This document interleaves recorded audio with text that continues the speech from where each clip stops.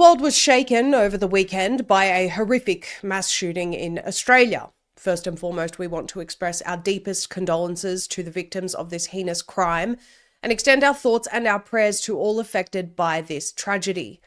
In summary, as most of you would have heard, a pair of father and son gunmen killed at least 15 people in a mass shooting at a Hanukkah celebration on Bondi Beach in Sydney, Australia over the weekend. According to officials, at least 42 people have been hospitalised. Now, in true Australian government fashion, before the dust had even settled and we have a clear understanding of what has happened, who these people really are, what the motive was, they've announced that they're already preparing for more restrictive gun laws and further speech laws, because nothing helps you protect yourself from criminals who do not obey laws, like not being able to defend yourself or speak about it.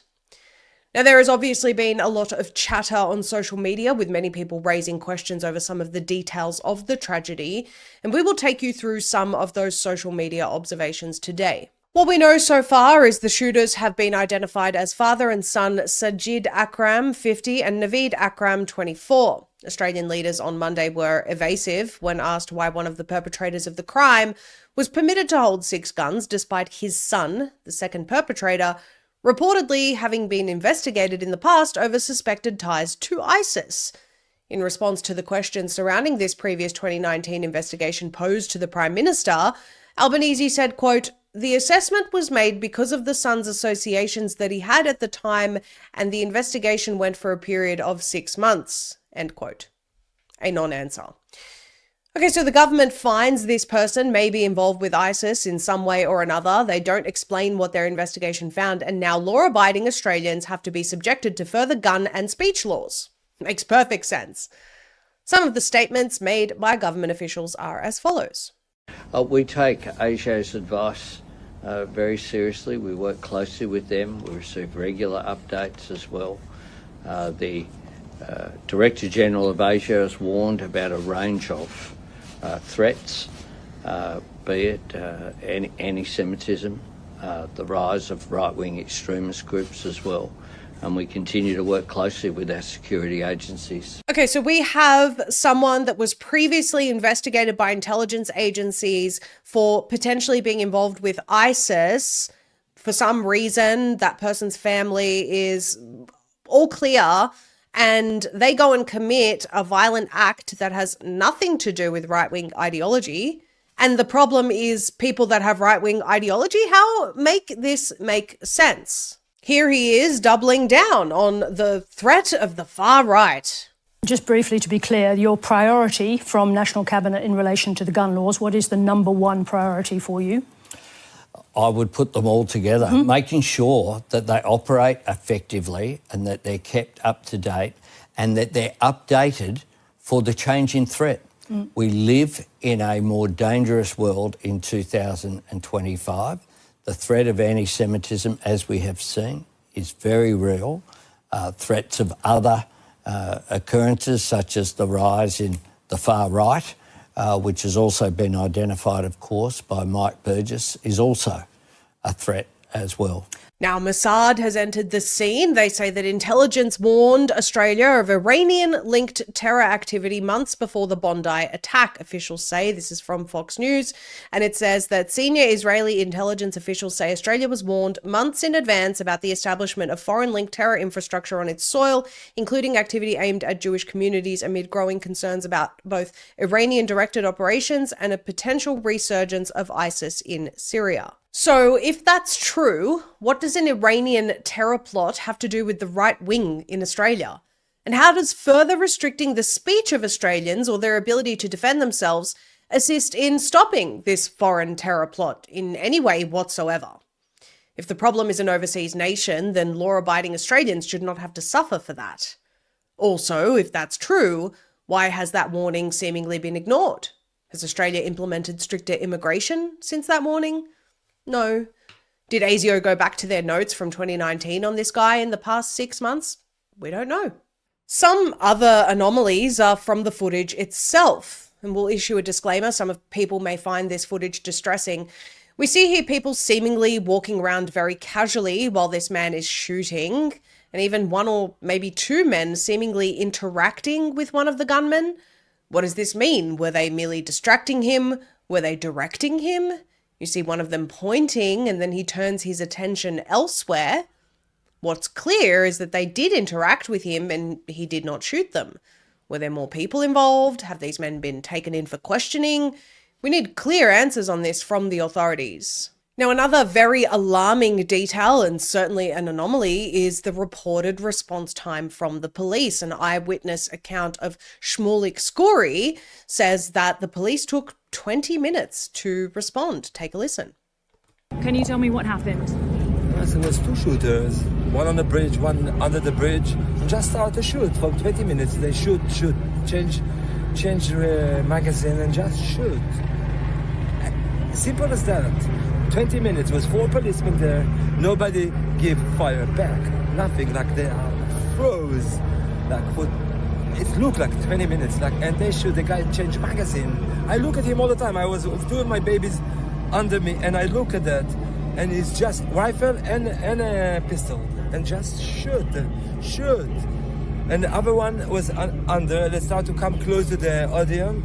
I think one of the people took his rifle and shoot him. That's one of them. That's what I saw. I didn't know how much I saw, but... Who were they targeting? Oh, all the crowd. Anyone. Jewish. Just shoot. Doesn't matter who.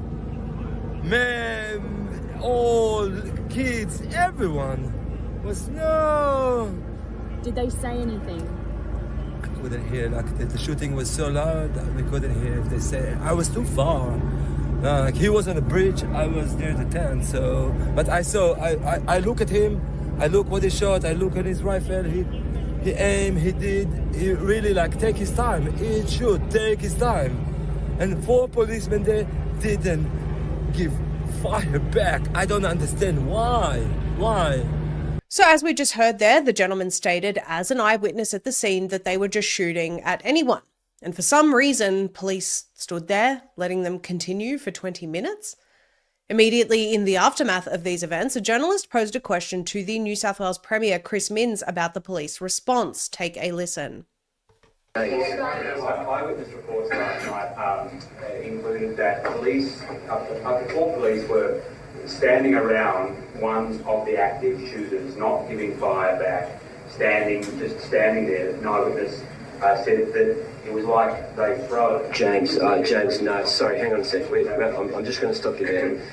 I'm not going to speculate on that right now. What I will say is that there are 2 New South Wales police officers in critical condition in New South Wales hospitals who stepped into the breach and could have lost their lives last night.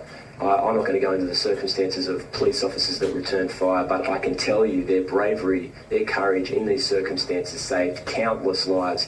And I would just urge everybody, don't jump to conclusions at this point. It's important that we have a full and comprehensive investigation, but certainly don't run down the police at this early hour. So Bondi Police Station is approximately a 6-minute walk from Bondi Beach.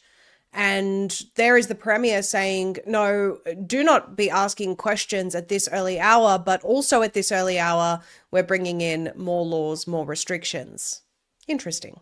Now, Jim Ferguson has written a post in response to this video of Chris Minns we just played you. We'd like to read it in full. It says, questions that demand answers. Eyewitnesses report that 4 armed police officers did not return fire while the terrorist attack was unfolding. That is not an accusation, it is a factual claim now circulating widely, and it requires clarity, not dismissal. Were officers instructed to hold fire? Were there command constraints in place? Were rules of engagement unclear in a live terror scenario? Was there fear of legal, political, or procedural repercussions? None of these questions diminish the bravery of officers who were injured, none of them undermine respect for policing, but public trust depends on transparency, not deflection. When civilians are slaughtered at a religious event, the public has a right to understand how decisions were made, who made them, and whether those decisions prolonged the threat. Don't speculate is not an answer. A full independent investigation is not optional, it's essential. Because if hesitation was imposed from above, then this is no longer just a policing question. It becomes a governance failure and the public deserves the truth. Now, whilst we could get into some of those affected on the day more busy with taking selfies, We'd rather report on the hero of the day, while the police, the only people in Australia who can be publicly armed and are equipped to defend themselves and or the law-abiding citizens or neutralise a public threat, were reportedly waiting 20 minutes hiding behind cars. One said member of the public, Ahmed Al-Ahmed, took it upon himself to engage one of the perpetrators and successfully disarmed him.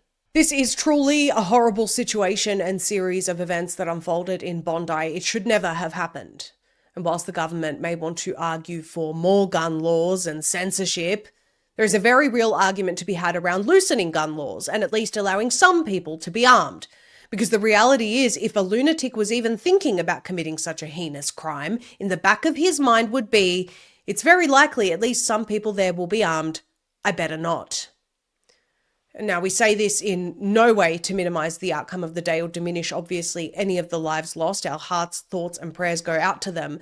But the quicker an armed threat can be disarmed or neutralised, whether it be by the police or a law-abiding member of the community who is in a position to defend themselves or others, there can be a much lower death toll, if at all. At the end of the day, gun laws only affect law-abiding citizens. We have said this a million times. Criminals don't abide by any laws, let alone gun laws. And attacking free speech any further as a result of two lunatics and a frozen police force is pure madness. We'll keep you up to date on any major developments.